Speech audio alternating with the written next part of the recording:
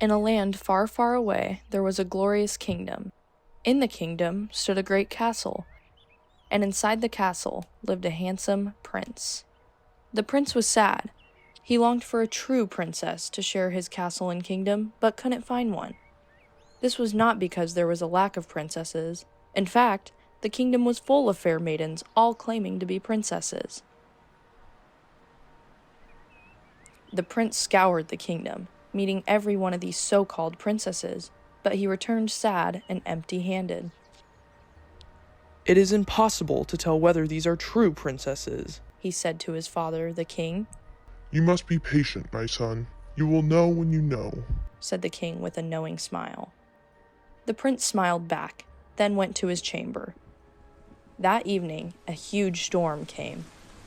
Thunder clapped, lightning flashed, and the rain clattered down on the castle roof like the sound of 1,000 horses charging into battle. Suddenly came a loud knock at the castle door.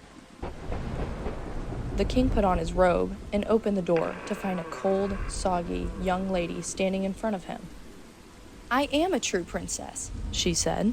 "Please, can I have some dry clothes and a bed for the night?" The king let her in. "She says she's a true princess," said the king to the old queen mother. The queen mother didn't say a word. Instead, she thought to herself, "We'll soon see about that."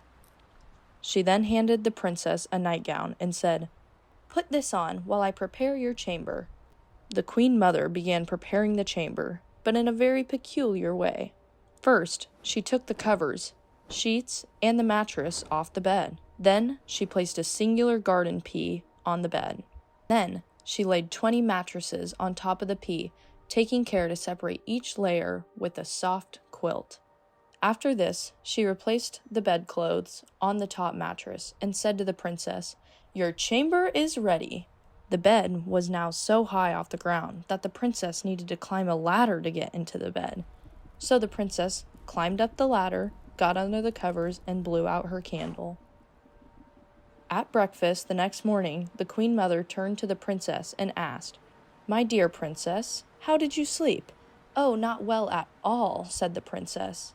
"I mean to say, I am extremely grateful for your kindness in putting me up for the night, but there seemed to be something ever so hard and uncomfortable under my mattress. I didn't sleep a wink." My, replied the queen mother. "Is that so?" The queen mother turned to the prince and said, "I believe we have found your true princess, for not but a true princess possesses such a delicate sense to feel a singular pea through 20 mattresses and 20 of my finest quilts.